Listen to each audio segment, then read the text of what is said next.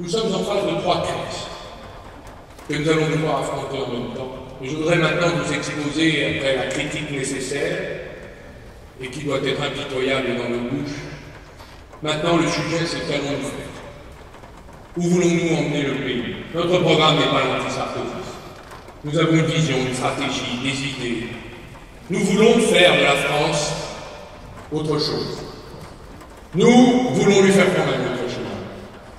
Il n'est pas radical au sens excessif du terme, mais il est audacieux au sens historique du terme. Je voudrais prendre le temps d'exposer devant vous parce que c'est là finalement ce qui va nous unir pour des années. Vous les Français qui avez décidé de porter votre suffrage sur François Hollande et sur Bernard Clapp, votre futur député à l'Assemblée nationale, et avec qui vous continuerez le chemin.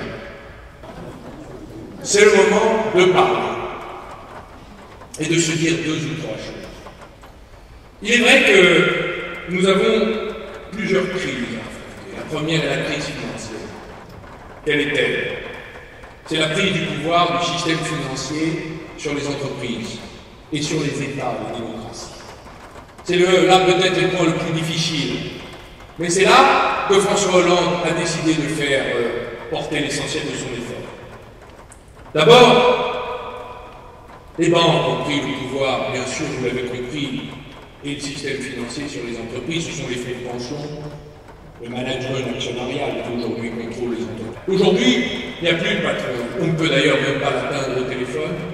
Le patron, il est à 10 000 km, 5 000 km, 20 000 km. Il envoie un jeune homme costumé de soie, avec une très belle cravate, qui prend les décisions de fermer parce que l'entreprise n'est pas assez rentable. Non pas qu'elle perdrait de l'argent. Dans la crise, en 2008-2009, nous avons serré les coudes, serré les dents devant des entreprises qui fermaient parce qu'elles faisaient faillite et perdaient de l'argent. Voici que maintenant, nous sommes en train de peur les entreprises qui gagnent de l'argent mais n'en gagnent pas assez aux yeux de leurs actionnaires. Ce sont les fonds de pension souverains, d'investissement qui contrôlent désormais les grands groupes de l'économie. Ce sont elles qui demandent le retour des dividendes, les fameux ROE, Return on Equity. Quelle equity? Une entreprise en France, dans le nord de la France, faisant 9% de bénéfices, a été fermée parce que les actionnaires en exigeaient 14%. Voilà la réalité de ce qu'est la finance dans les entreprises. Pourrions-nous évoquer un instant le poids que celle-ci a pris sur les États, qui font danser comme à la corde les États, les contribuables, les nations tout entières, avec les agences de notation qui notent le public? À l'époque du général de Gaulle, c'était le public qui notait le privé. Des officines d'ailleurs peuplées de charlatans, qui ont noté triple A, Goldman Sachs, Jean-Pierre Morgan et l'ensemble des banques qui se sont effondrées dans la crise du subprime. Mais personne n'a pensé à l'époque de mettre en la loi, certainement pas le gouvernement actuel de la France.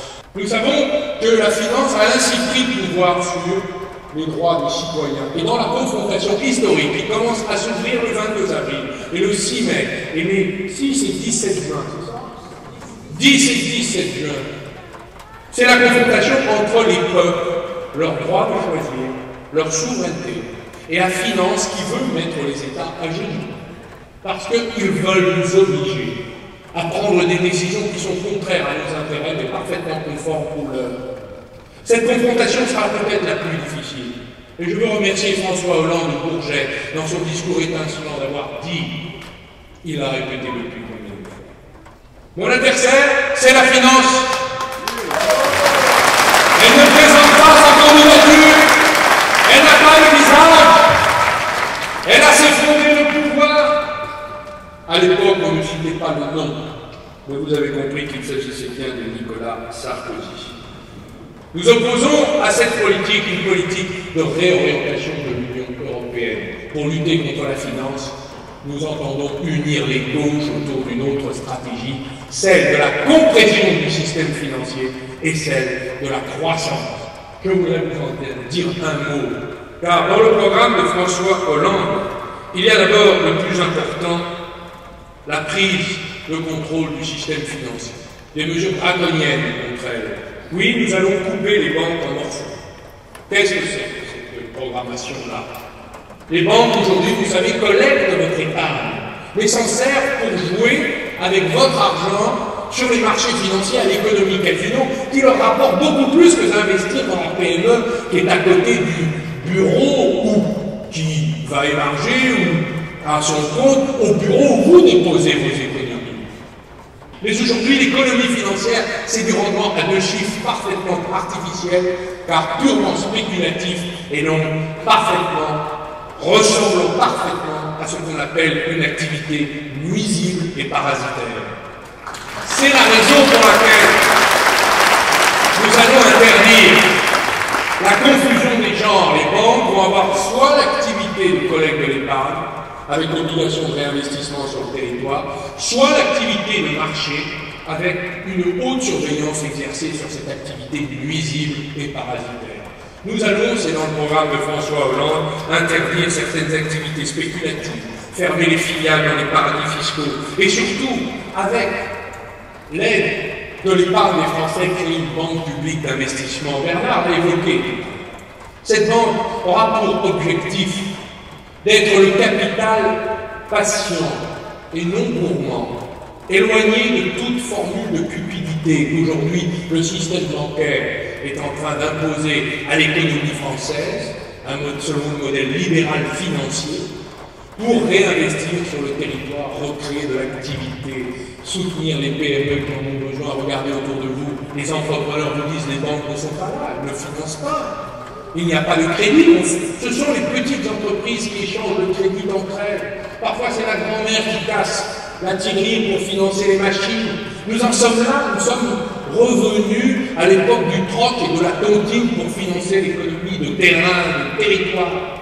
Il y a 2 stratégies à ce sujet.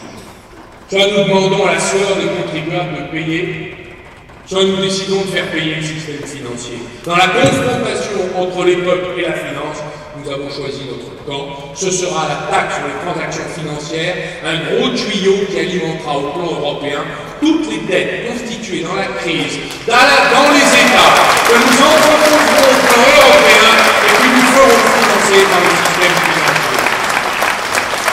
Notre programme, en vérité, c'est le programme des retrouvailles avec la souveraineté, le droit pour vous d'être socialiste. Le droit pour les Français de choisir un autre programme que le programme décidé par les marchés financiers. Le droit pour les Français d'écrire leur histoire. Voilà l'histoire de la République. C'est la lutte contre toutes les puissances qui ont souhaité la soumettre, l'écraser. Et que nous dit la droite aujourd'hui? Elle nous dit, nous ne sommes rien. Nous sommes un canton suisse dans le monde, une goutte d'eau dans l'océan de la mondialisation. Nous sommes un timbre-poste sur le planisphère mondial. Nous ne sommes rien. Ces professeurs d'abaissement nous expliquent notre petitesse. Eh bien, c'est la gauche qui explique que nous sommes d'une grandeur, que nous avons la force et la fierté d'affronter les puissances qui veulent nous asservir. C'est nous qui reconstruisons la République quand d'autres veulent l'amoindrir. C'est nous qui défendons notre liberté. Notre liberté, c'est ce que nous avons défendu de plus cher, c'est la prunelle de nos yeux. C'est nous qui la défendons, c'est pas eux. Allez le dire, partout, autour de nous.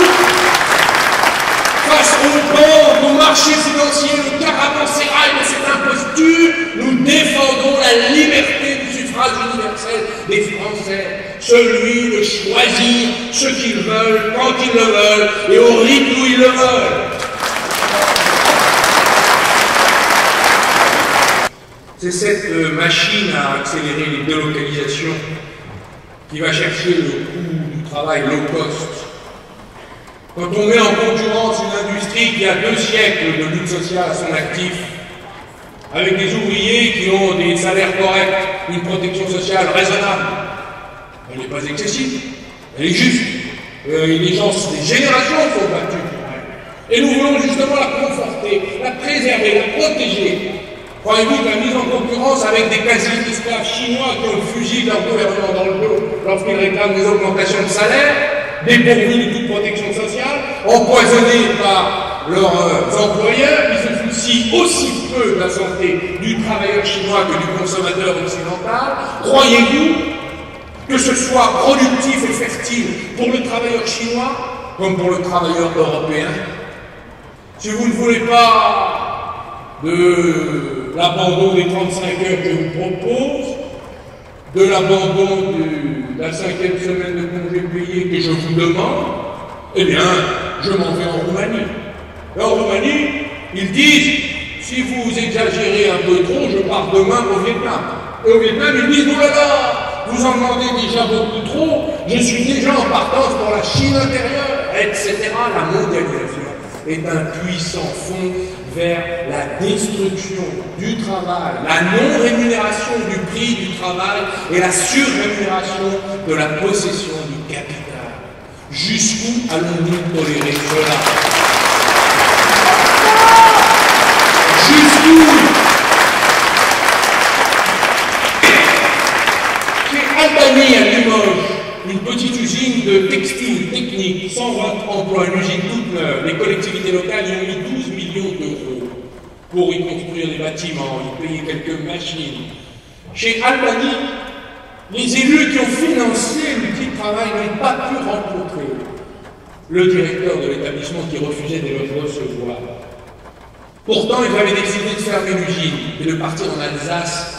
Pour les socialistes, il ne suffit plus d'aller à la porte des usines et d'y verser quelques larmes, car la question n'est plus de compassion, la question elle est maintenant de réaction et d'action. Alors nous avons forcé les portes avec les élus et la CGT et l'intersyndicale. Et j'ai exigé de rencontrer le directeur de l'établissement. On m'envoya le DRH. J'ai considéré que c'était un honneur. Je lui ai rappelé qu'il n'y avait que les animaux qui ne se parlaient pas avant de se mordre, mais que les êtres humains, eux, engageaient toujours la discussion, même lorsqu'ils avaient des points de vue différents, parce que la nature les avait dotés d'un cerveau et d'une bouche, qui permettait à des êtres humains de converser, de réfléchir, de se regarder dans les yeux.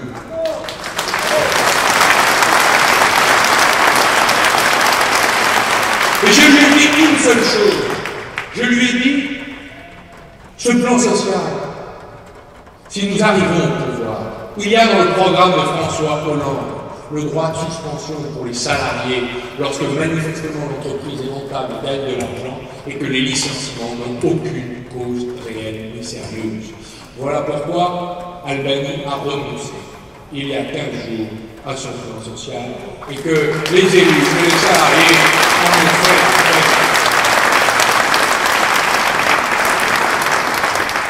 Notre stratégie est une stratégie, vous l'avez compris, d'abord défensive. Gardons ce que nous avons, défendons-nous bien, battons-nous pour notre patriotisme, le territoire et l'industrie. Bref, déjà, nous défendre face à la finance qui a pris le contrôle de l'économie. Mais cela ne suffit pas. Notre projet est d'engager ce que M. Obama a placé au cœur de son programme présidentiel. Il a lancé un grand programme pendant sa campagne électorale intitulée « Let's bring jobs home ». Faisons revenir les emplois à la maison. Comment va-t-il s'y prendre? Il a déjà commencé. Il a réuni ces multinationales. Il les a convoquées à la Maison-Blanche. Il les a sermonnés. Il les a ramenés à leurs obligations patriotiques. Qui vous a fait? Qui vous a nourri? Quel est le sein qui vous a fait grandir?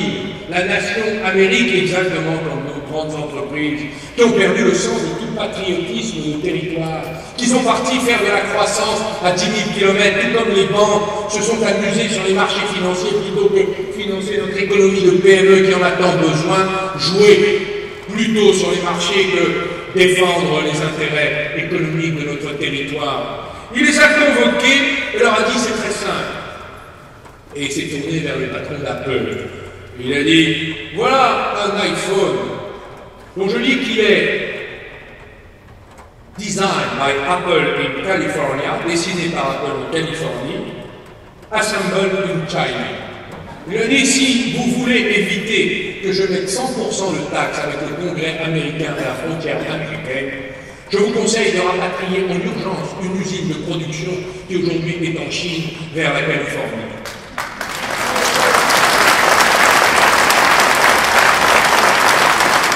Savez-vous que c'est ce que Mme Rousseff, la présidente de la République du Brésil, vient de décider? Mais elle ne l'a pas fait que pour Apple, elle l'a fait.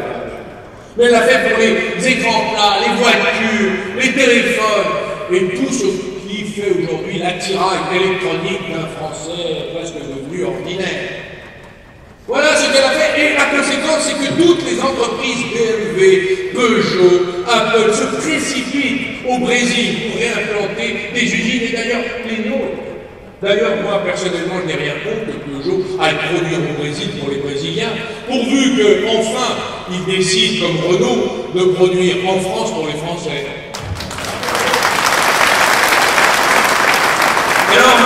Obama a déjà obtenu quelques résultats, puisque General Electric vient de rapatrier depuis la Chine vers les États-Unis d'Amérique une usine de chauffe-eau avec 2000 emplois créés sur le territoire américain il y a 6 mois.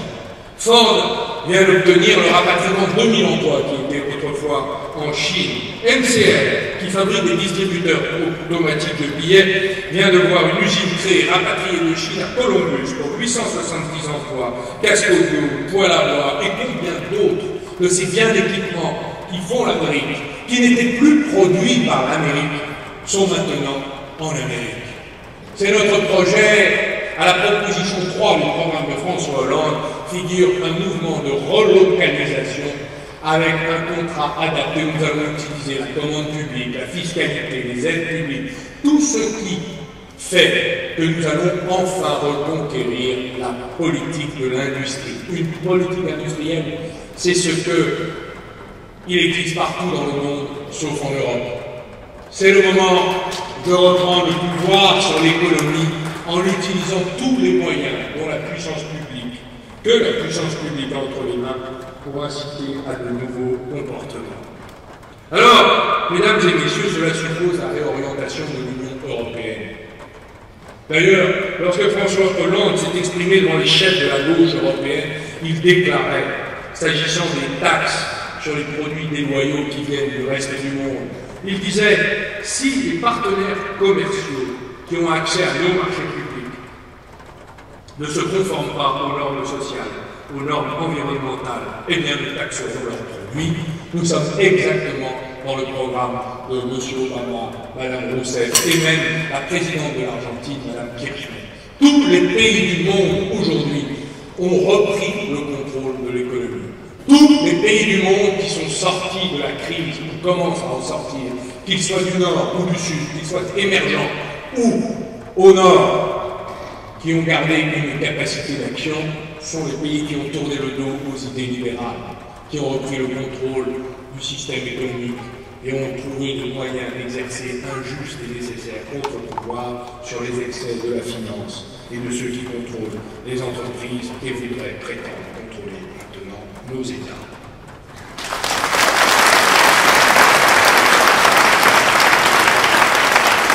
Cela viendra de chacun d'entre nous qui décidera que cette révolution est une révolution de nos modes de vie. Nous allons nous loger différemment, construire différemment, nous transporter différemment, travailler différemment, et nous allons vivre différemment. Chacun d'entre nous a une part de responsabilité. Et le leadership politique dans un pays qui voit loin, qui voit clair et qui veut emmener son pays vers la sortie de la crise, c'est la responsabilité de parler à la conscience de chacun et de chacune et de dire que le moment est venu de faire une société ensemble différente. C'est la vision du socialisme nouveau, moderne. Nous ne ressassons pas des recettes écoulées, nous inventons le futur ensemble.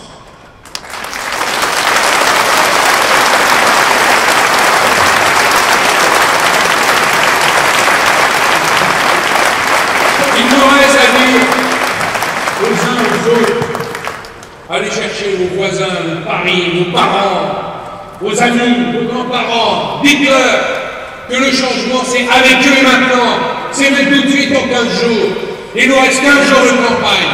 Ne lâchez personne, battez-vous au corps à corps, allez chercher les indécis, les abstentionnistes, les jeunes, les anciens, tout le monde.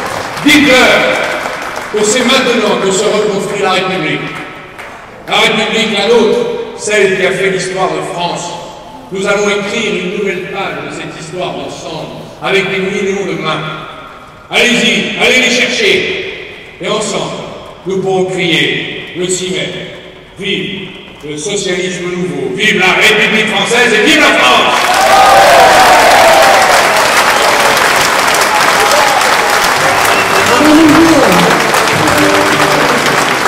J'appelle sur la tribune tous les conseillers et conseillères généraux, messieurs, mesdames, tous les élus qui sont venus nous voir ce soir, monsieur le maire de Tarcès, monsieur le maire de Chibénière,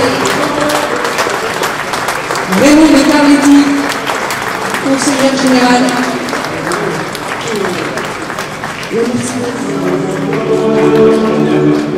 Le